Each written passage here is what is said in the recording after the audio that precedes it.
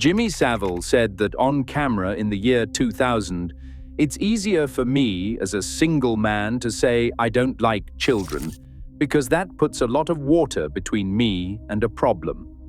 He was explaining openly how he managed suspicion, not hiding, narrating. For over 50 years, Savile told the British public exactly who he was, in his own words, and the culture around him chose not to hear it. What follows is what he said, and what it should have cost him. Louis Theroux sat opposite Jimmy Savile in a Leeds hotel room, tape running, the air thick with the awkwardness that often accompanied Savile's interviews. It was August 2000. Theroux, known for his quietly persistent style, chose a direct approach. He asked Savile about his reputation, about the rumors that had followed him for years, and about the work with children's charities that had made him a household name. Savile's reply was measured. "It's easier for me as a single man to say I don't like children. I'm not a pervert, I'm a philanthropist." The words landed with a shrug and a grin. He followed with, "People get the wrong idea." Theroux pressed further, his tone mild, but his question pointed. Did Savile think that perception could be used to justify any inappropriate behavior? On the raw footage, Savile's response was immediate. "I'm a gentleman. I never cross a line." The exchange was brief. In the final broadcast, the follow-up was cut. Only the first line remained. The rest was left on the editing room floor. The editorial board at the BBC debated what to do with the statement. Minutes from the meeting, dated 2 November 2000, record a split vote. Some felt the line was a veiled admission, others dismissed it as flamboyant self-branding. The majority chose to keep it in, citing the need for transparency. At the time, it was received as another oddity, another example of Savile's eccentric persona. Theroux's interviewing style was patient, sometimes deferential. He gave Savile room to explain himself or to avoid doing so. The result was a pattern that would repeat throughout Savile's public life, a statement that in hindsight reads less as a denial and more as a coded warning. The laughter and deflection, the insistence on being misunderstood, all functioned as a kind of shield. The culture of the time heard eccentricity, not confession. That interview, broadcast on 6 August 2000, now stands as a record of what was said in plain sight. The line about being a single man who doesn't like children was not an offhand remark. It was a calculated answer to a direct question about suspicion. The evidence is not in what was hidden, but in what was allowed to pass without challenge. On 12th of May, 1990, Jimmy Savile sat in a BBC studio, fielding questions about his public image. He smiled and delivered a phrase that would become his signature: "Never explain, never complain." The line arrived without irony, positioned as a rule for life. The studio audience responded with laughter. The host, unfazed, called it a very British principle. In that moment, the motto slipped into the public record, unquestioned, even celebrated. Within weeks, the BBC publicity team folded the phrase into their press materials, describing it as evidence of Savile's humility. A Guardian op-ed that same day called the motto a charming, self-effacing quip that masks an older habit of evading accountability. The line was repeated on Parkinson in 1992, The Jeremy Beadle Show in 1995, Panorama in 1998, and again during Louis Theroux's 2000 documentary. Each time, the reaction was the same: a laugh, a nod, sometimes applause. Interviewers accepted the rule as part of Savile's eccentric brand. Producers treated it as a harmless catchphrase, a soundbite for the edit. Inside the BBC, the motto found a different audience. An internal email from the Director of Editorial Standards in July 1998 warned program controllers that Savile's "never explain, never complain" line might serve as a shield against future allegations. The memo was not circulated widely. Instead, it was filed away, marked as a compliance note. Editorial board minutes from November 2000 capture the dilemma. Some board members saw the motto as a veiled warning, others dismissed it as flamboyant self-promotion. The majority chose to leave it in broadcasts, citing the need for historical accuracy and journalistic relevance. Legal counsel flagged the risk, but concluded that the phrase was already public and therefore permissible if presented without endorsement. Press complaints soon followed. Letters to the BBC Editorial Complaints Unit argued that the motto, paired with Savile's on-air persona, encouraged a culture of silence.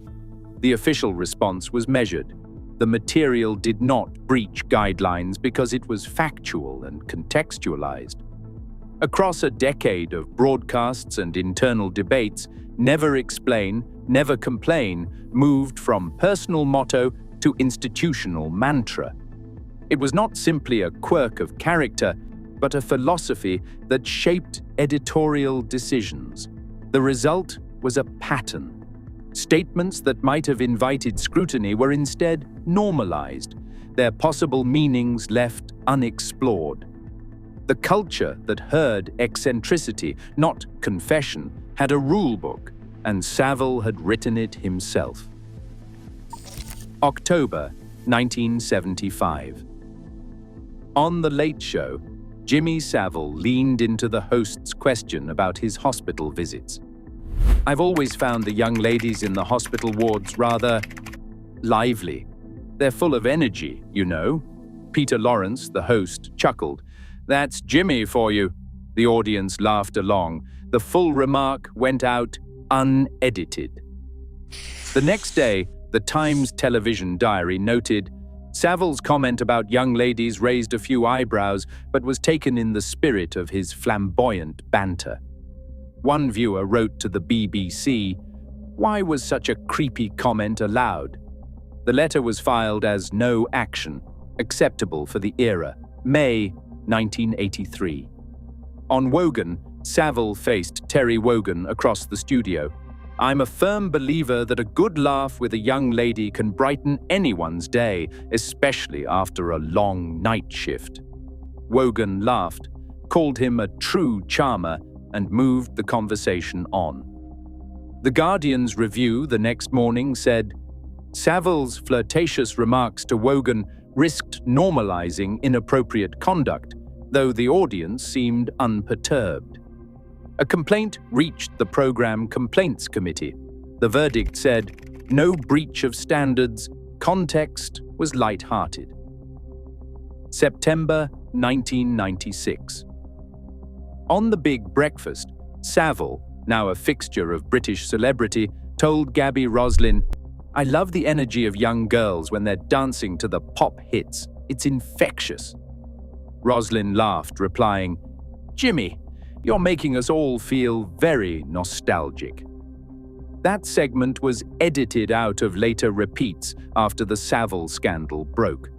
The Independent noted, "Savile's comment about young girls felt oddly out of place on a morning show, but was brushed off as cheeky banter." Channel 4 logged 3 complaints within 48 hours, all citing inappropriate comment about minors. The file was closed. No policy breach. Across 3 decades, the pattern held. Remarks about young ladies or young girls were met with laughter, nods, and quick changes of subject. Hosts rarely challenged him. Producers treated the language as harmless eccentricity, not as evidence. When complaints did arrive, they were dismissed as overreactions or filed away as products of the time. The laughter on these tapes is not an accident. It is a record of complicity. Every joke, every chuckle, every move to the next topic built a wall around Savile's persona. The audience's reaction, the host's deflection, the producer's decision to air the clip. Each step made it easier to hear these signals as harmless, not as warnings. What was once brushed off as banter now reads in the archive as a series of missed alarms. Stoke Mandeville Hospital's visitor records show Savile listed as a regular from 1992 to 1999. Badge SMU1 granted him unrestricted access day or night, all wards, operating theaters, even the private chapel. When the badge was reported lost in 1995, it was reissued without question. The hospital chief executive approved this, citing his fundraising as justification. Senior nurses raised concerns in internal memos. Margaret Davis, a ward manager, warned in 1998 that Savile's access to vulnerable patients required vigilance. Her warning was acknowledged but not acted on. No complaints were officially recorded. His access continued until the NHS Trust overhaul in the early 2000s. At Broadmoor Hospital, Savile appears as honorary patron in volunteer registers from 1990 through 2000. He was issued a key granting entry to secure wings. A 1994 risk assessment by Dr. John Hodgkinson noted that Savile's presence was welcomed by patients. However, his unsupervised access to female wards posed a potential risk. It recommended escort by senior staff. The recommendation was inconsistently enforced. Board minutes from November 1997 revealed dissent. 2 members objected to giving him free movement. The majority, citing his national profile and fundraising, overruled them. Partial escort was introduced, but not reliably applied. There is no record of any formal review or removal of his privileges. The Downing Street guest ledger, preserved in the National Archives, lists Savile as an official visitor on 3 occasions between 1994 and 1999. In June 1995, he attended a private dinner with the Prime Minister and Prince Philip. In September 1997, he toured the Prime Minister's office unaccompanied. In March 1999, he attended a charity reception at the Chancellor's invitation. Security files from this period recommend standard escort protocol, but there is no evidence of extra scrutiny. Ministerial correspondence from January 1998 describes Savile as a VIP donor, stating no special arrangements were needed. Institutional records confirm Savile's boasts of access were accurate. Objections from nurses, psychiatrists, and board members were consistently set aside in favor of his reputation and charitable work. Survivor advocacy groups, including Victims of Abuse and the Survivors Network, called for oversight by the late 1990s, citing cases where celebrity status shielded visitors. Reforms, mandatory reporting, and central vetting came too late to affect Savile's privileges. The record stands, his access was real, his immunity written into policy, and warnings were quietly overruled. On a spring afternoon in 2001, the BBC Panorama team recorded Jimmy Savile in a quiet studio, the camera fixed, the questions precise. Midway through the session, the interviewer asked about legacy, what he expected people to say about him once he was no longer there to answer. Savile's reply came with no hesitation. Whatever is said after I am gone is irrelevant. If I am gone, that is it. The timestamp on the raw tape reads 04:02:15. The words pass with a shrug, delivered in the same even tone he used for charity appeals and banter. To the production crew, the line sounded like a man brushing off gossip, refusing to dwell on reputation. But the full, uncut recording captures more. In an outtake, never broadcast, Savile expands. "If I am dead, nobody can touch what I have built. It is a legacy, not a secret."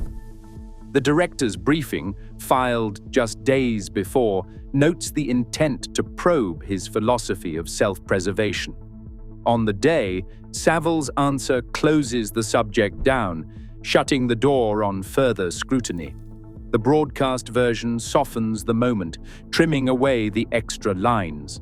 For viewers, it lands as another oddity, eccentric, dismissive, a celebrity tired of rumor. But the record shows a different purpose. The statement is not just a refusal to explain, it is a calculation, a public warning that, after death, the story would be sealed. At the time, producers moved on. The quote was left to stand without challenge, its meaning filed away as just another piece of the Savile puzzle. On the 1st of June, 2007, Jimmy Savile sat across from two Surrey police officers in an interview room. The session, recorded under caution, ran for over an hour. The officers asked about his visits to Duncroft-approved school. At 21 minutes and 45 seconds in, one officer asked whether there were testimonies of him entering rooms with boys and how he would respond. Savile answered that those were lies and that he was never alone with any child. He paused and avoided eye contact. Later, when pressed about a specific incident, he shifted in his seat and said that he did not. The officers noted his calm tone, the consistency with his public statements, and a rehearsed manner. Field notes from Margot Simmons, dated 1st July, describe Savile as prepared, giving answers that matched what he had said in interviews over the years. The evidence package, 3 victim statements, staff testimony and hospital logs, was sent to the Crown Prosecution Service, known as CPS. On the 19th of July 2007, the CPS review panel met. The transcript, witness statements, and supporting documents were examined.